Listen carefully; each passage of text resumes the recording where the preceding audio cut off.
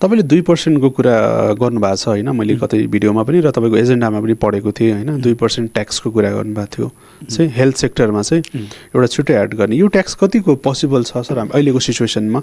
Already यत्रो tax छ पब्लिकमा होइन, त्यो ट्याक्स एक्स्ट्रा गर्ने भन्दा पनि के भन्नु, एटलिस्ट गभर्मेन्टले अहिलेको टाइममा जुन एनुअल बजेट त निकालिहाल्छ होइन, एनुअल बजेट निकाले बेलामा अहिले पनि एटलिस्ट अहिले फर 1-2 वर्ष चाहिँ बजेट अलिकति बढाइदियो भने होइन, ट्याक्स बढाउने मात्र कुरा भएन कि अब कसरी के हुन्छ, हाम्रो हेल्थको बजेट बढाइदियो भने अहिले 5% छ मानौँ न, टोटल बजेटको लगभग 4.9 भन्छ 5% हाराहारीमा छ। त्यसलाई 7% 10% भयो त झन् राम्रो।